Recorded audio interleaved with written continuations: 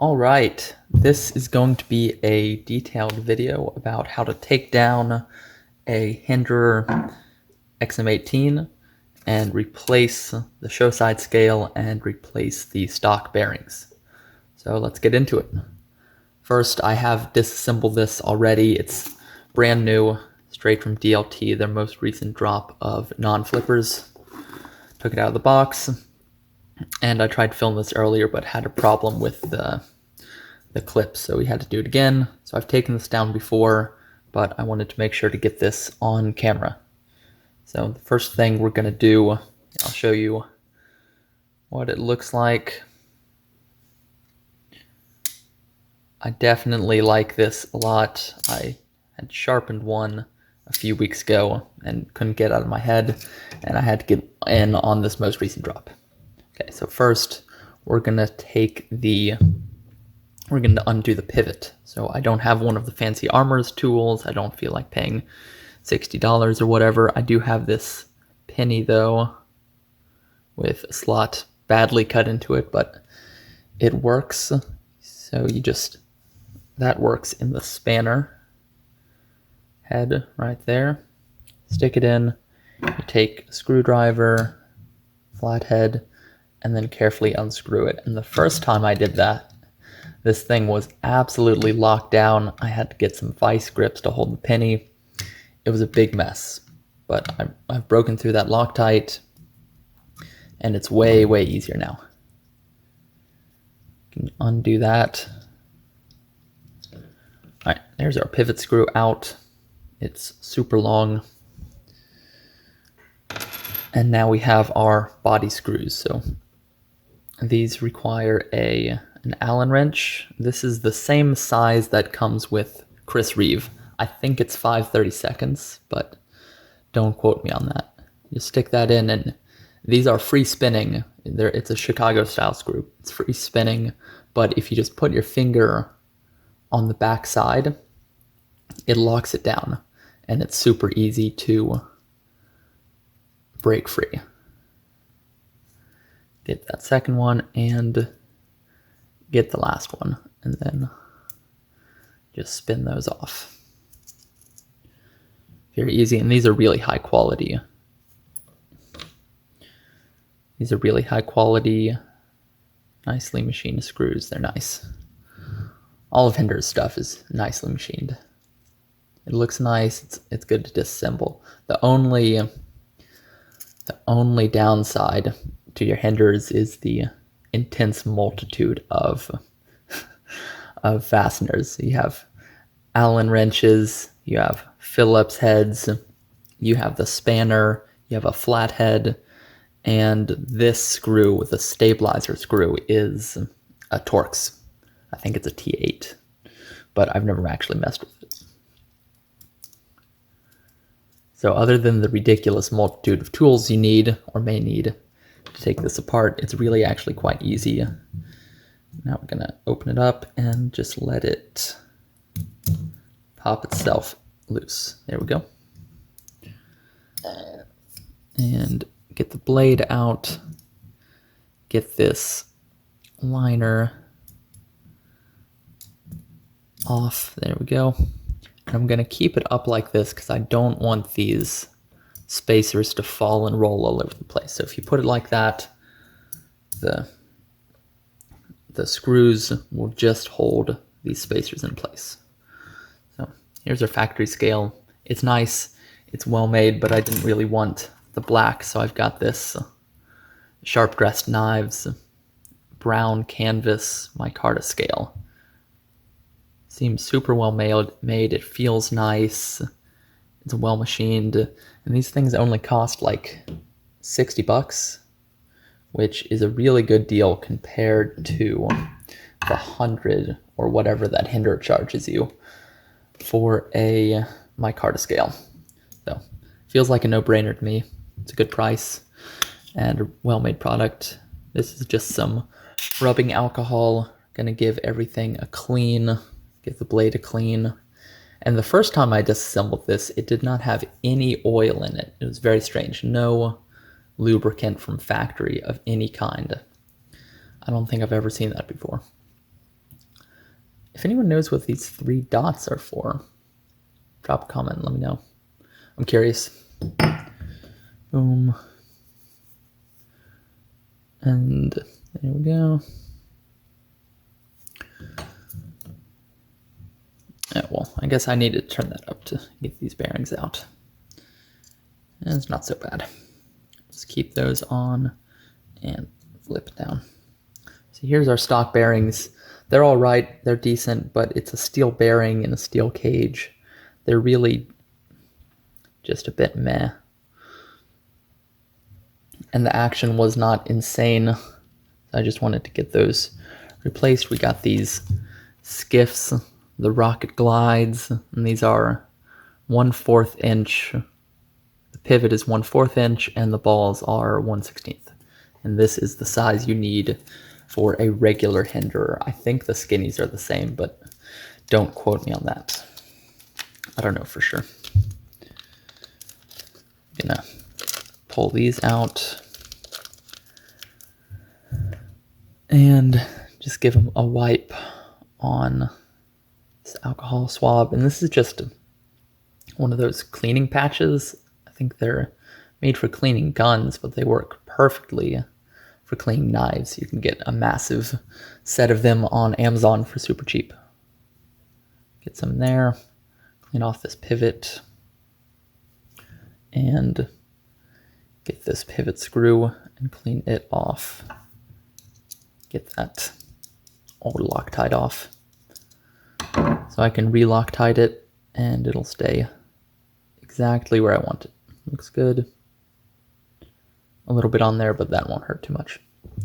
So first we're going to drop our bearing in, and then we got some KPL right here. This is regular KPL. Put a drop and a drop. Don't need a lot, just a little bit. Spin that around. And now I'm gonna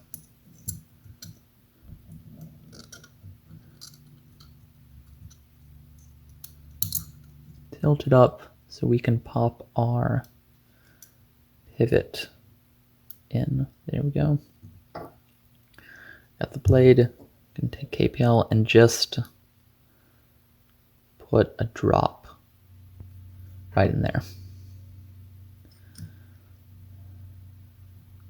Slide that on, let the lock bar engage, and that's going to hold us tight.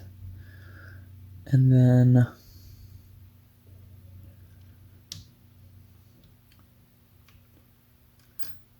I'm going to lay this back down just like that. Here's our second bearing. I'm going to put a drop of lube in there. That was a large drop, but it'll be good. Spin that around to get it nice and coated. And then we have our liner scale. I don't know if you can see on here. You can just see where the old bearings put little indents in here.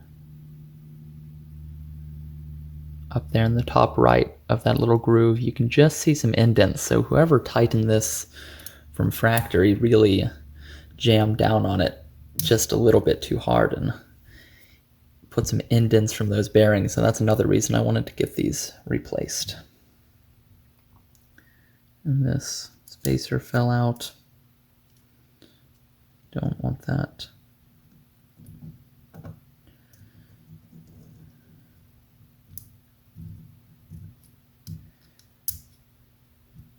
All right, going to turn it upwards.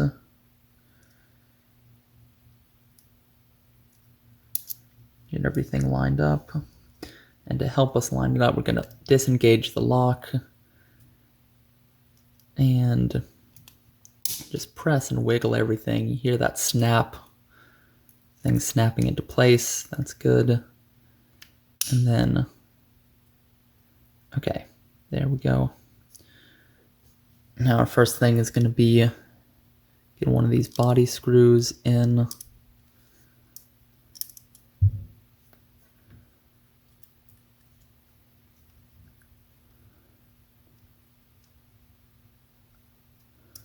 And make sure that show side scale is lined up.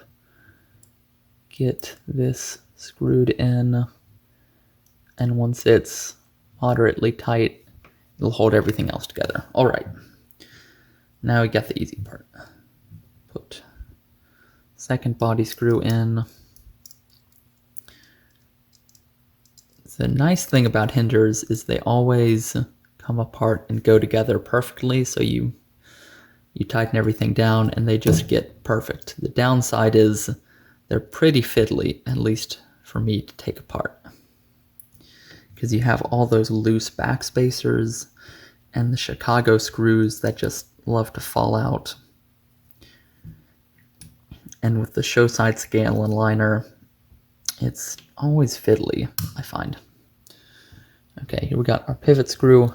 We got blue Loctite in a tube, best kind.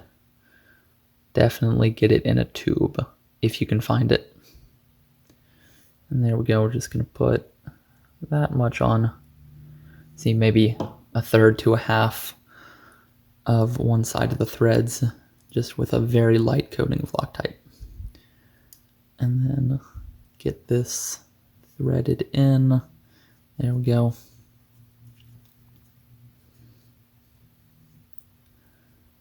And that's about as far as I can get it with my fingers. I'm gonna grab our penny.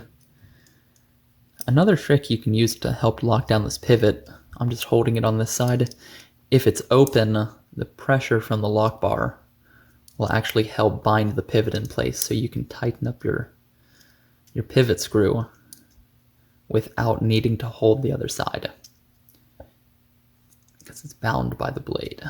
There we go. I'm gonna make sure all these body screws are tight. Tightened up, and good.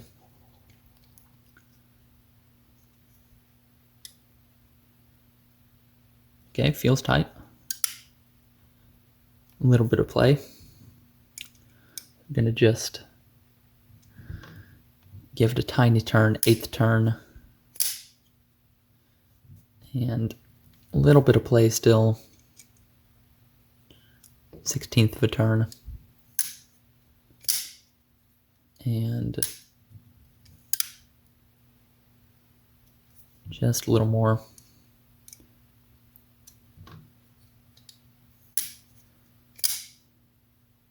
Boom, rock solid.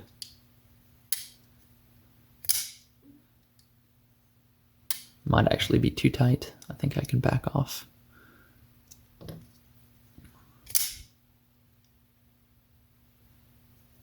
Yep, rock solid. Boom, just falls closed. And last thing, we're gonna take some KPL heavy. I know the label's worn off, but this is KPL heavy. And I'm just gonna put a drop of it onto the lock bar, or onto the detent ball. Tiny drop.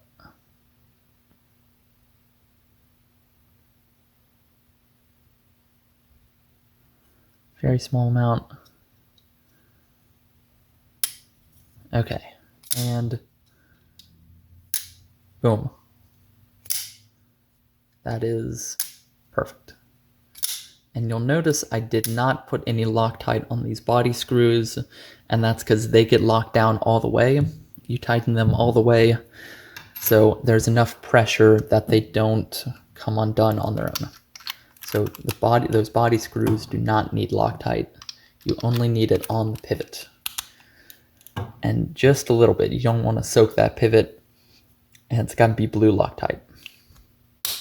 Or purple, that's slightly lighter. Purple is fine, but nothing stronger than blue. Again, these are the bearings. I'm gonna put the old bearings into this bag, so I can keep that with this tri-way set.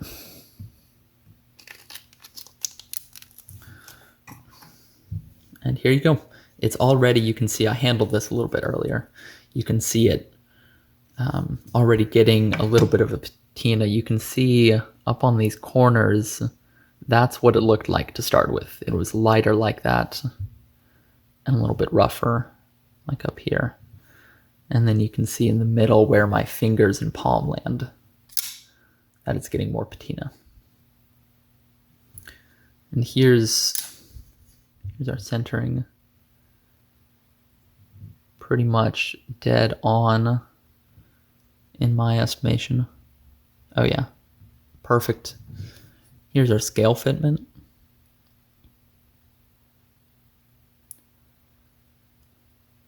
Looks like that. You can see it lining up with the jimping real well. It's good and feels nice, well finished, great scale. For $60, definitely go for it if you like it. This is what it looked like before with the black scale. Not bad, but I wanted something that would get a bit of a patina and look nice in contrast with this blue. This is the blue anno, by the way, not the battle blue, just the regular blue anodized. And I think it looks really nice. It's got a nice pop and shine, a great stonewash pattern. It's good. All right, that I think will do it for this video. I'll probably drop another video soon with some first impressions or maybe a review of this knife, some comparisons to other size comparisons, stuff like that. But I hope you enjoyed this and you found it helpful. And thanks for watching.